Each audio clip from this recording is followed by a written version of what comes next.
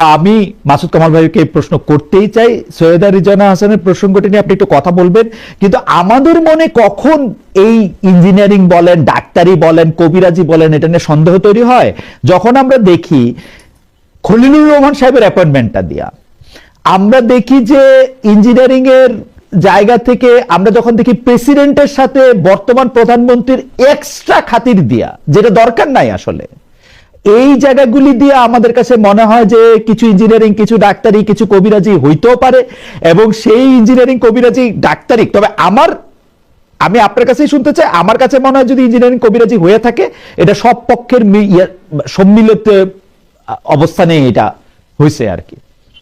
আপনার মন্তব্য শুনতে চাই মাসুদ কামাল ভাই।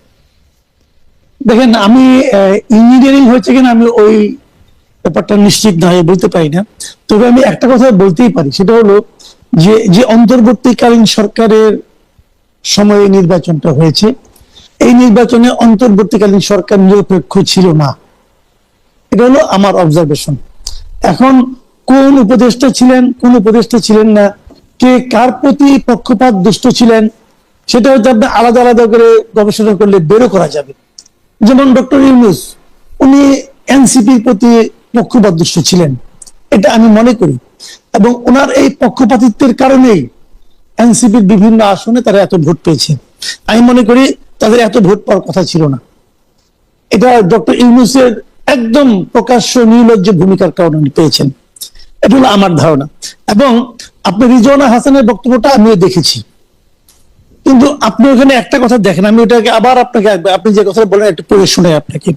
উনি বলেছেন, সমাজে একটি শক্তি সব সময় নারীর সমান অধিকার ও ক্ষমতায়নের বিরুদ্ধে অবস্থান নেয়, সেই শক্তির একটি অংশ রাজনীতিতেও সক্রিয় থাকতে পারে, তবে আমাদের কাজ ছিল যাতে তারা মূল ধারায় আসতে না পারে, আমরা সেই কাজটা করতে পেরেছি। আপনি এক্ষেত্রে ওই মাজার বিরোধী শক্তির কথা বলতে পারেন, অমুক বলতে পারেন, তমুক বলতে পারেন, সব বলতে পারেন, কিন্তু যখন আপনি দেখবেন যে তাদের সেই শক্তির একটা অংশ রাজনীতিতেও সক্রিয় থাকতে পারে, তারপরে তারা যাতে নাকি মূল ধারায় আসতে না পারে সেই জন্য আমরা চেষ্টা করছি। এই জন্য যখন এই কথাটা বলেন, তখন আপনি যেভাবে সন্দেহ করলেন, তাহলে কি তাহের সাহেব মেনে নিচ্ছেন যে ওনারা মানে ওরকম একটা শক্তি, এটা একটা প্রশ্ন হতেই পারে, কিন্তু তাহের সাহেব কি মনে করলেন কি করলেন না সেটা কিন্তু ইম্পর্টেন্ট না। ইম্পর্টেন্ট হলো রিজওয়ানা হাসান কি মনে করলেন, উনি তো উনার মনে করার কথাটা বলেছেন।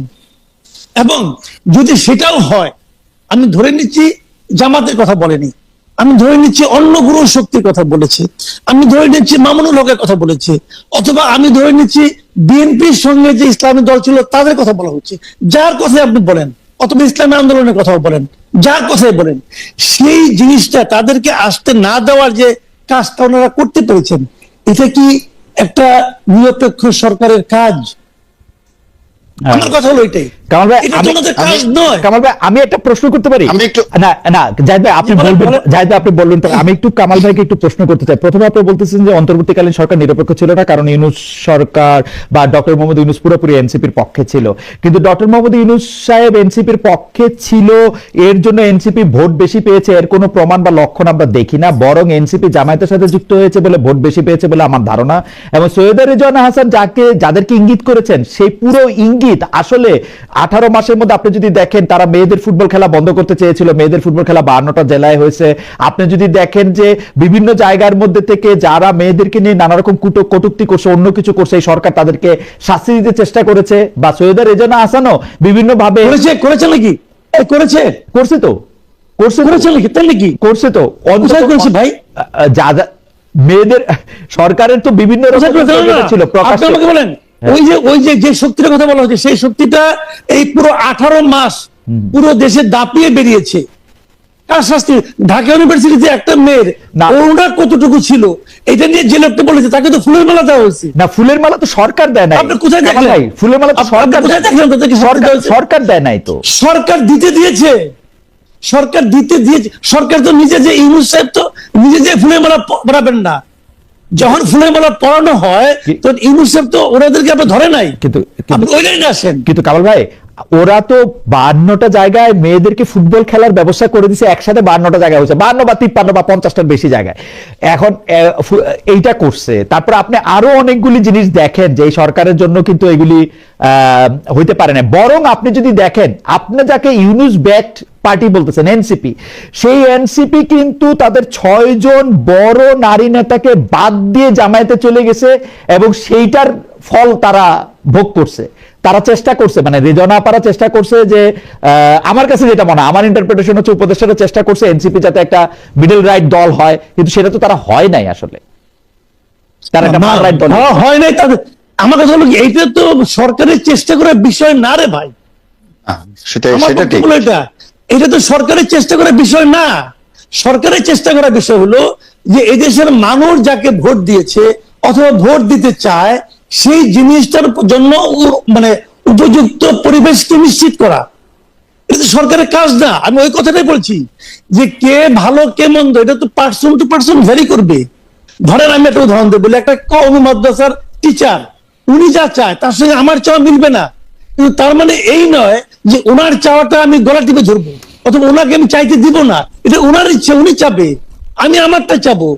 তো সেই এটা তো সরকারের, যদি সরকার মাঝখানে থাকে, সরকারের তো কাজ না যে আমি যেটা চাই আমার পক্ষে থাকবে আরেকজনের বিপক্ষে থাকবে, না, সরকারের কাজ না। কামাল ভাই, আমি যেটা বলতে চাই, আপনার সাথে কথা বলা আনন্দদায়ক, সেজন্যই বলতেছি যে ধরেন সরকারের কাজ, আপনি যেটা বলতেছেন, ধরেন ডক্টর ইউনূস একটা পক্ষকে সমর্থন জানাইছেন, কিন্তু সেই পক্ষকে জন্য উনি তো কোনো কাজ করেন নাই। কারণ আমি যদি যে দেশে আছে সেই দেশের উদাহরণ যদি দেই, ধরেন বাইডেন প্রেসিডেন্ট হিসেবে কামালা হ্যারিসকে ভোট দিতে বলছেন, কিন্তু কামালা হ্যারিসের বেশি লোকে ভোট দেয়, এটা তো উনি করেন নাই।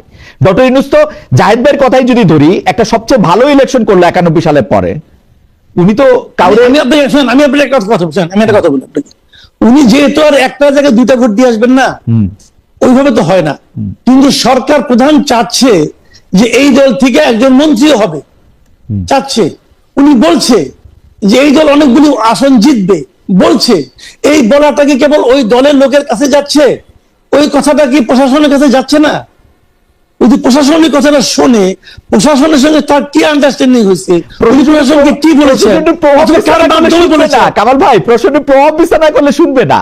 ইউনূস সাহেবের প্রভাব প্রশাসনের উপরে শূন্য ছিল কি করে নাই, এটা আপনি কিভাবে কনফার্ম হন ভাই? আমি কনফার্ম হই, কারণ হচ্ছে যে বিভিন্ন জায়গা থেকে যেরকম খবর টবর, কে পাস করছে কে ফেল করছে, এটা বুঝবেন না ভাই, এটা বোঝা যাবে না, এটা হবে না। আমি বলি আপনাকে, শুনেন, উনি যে বলেছেন, এই বলাটাই হলো গিয়ে প্রভাব বিস্তার।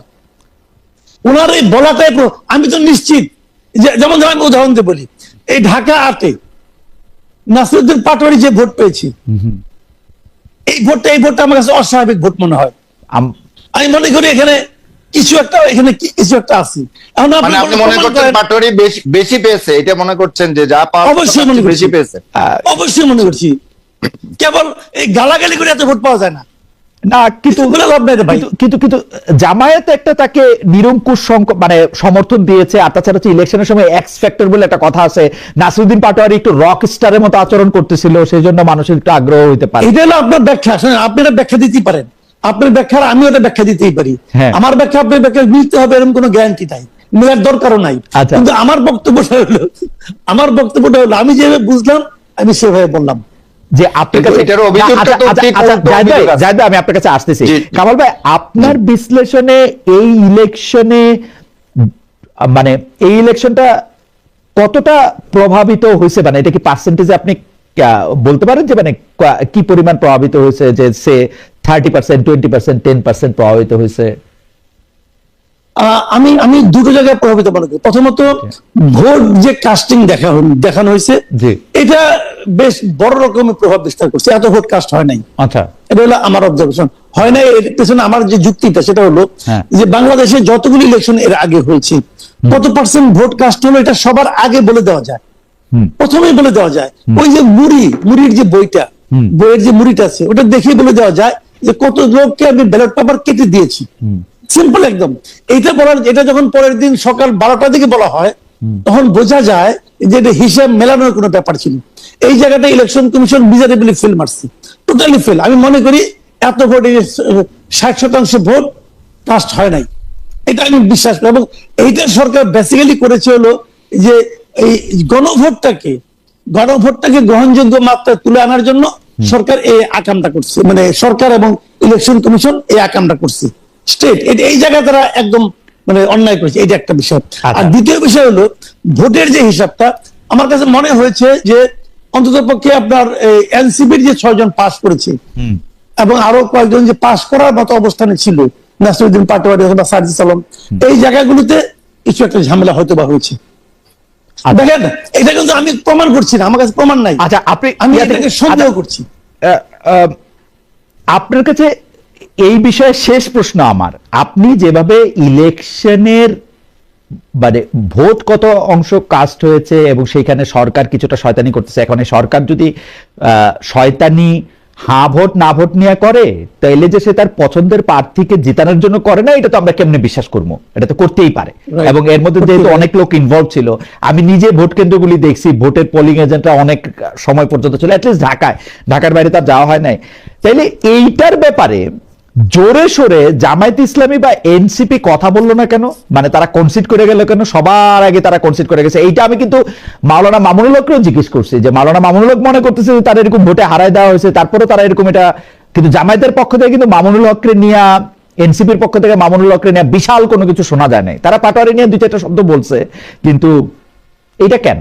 মানে এটা কেন, এটা আমি তাদের কথা, তাদের মনের ভাব, তাদের অন্তর্নিহিত কারণ আমি তো বলতে পারবো না, কারণ আমি তো পার্টি করি না। কিন্তু আমি যেগুলো শুনেছি, শোনা হলো গিয়ে যে এটা এক ধরনের আন্ডারস্ট্যান্ডিং নাকি ছিল। যেমন অনেকেই বলেছে যে জামায়াতের আমির সাহেব উনি জিতেন নাই, বলে ওনাকে জেতানো হয়েছে এবং এর বিনিময়ে মামুনুল হককে হারানো হয়েছে, এরকম বলা হয়েছে। এখন এগুলি সত্য মিথ্যা আমি বলতে পারবো না, কিন্তু ওখানকার মানুষজন এগুলি বলে, ওই এলাকার লোকজন এগুলি বলে। এই সমস্ত আওয়াজ তো উঠছে রে ভাই, কারণ তুমি কিছু নেও আমার কিছু দাও, এরকম হতে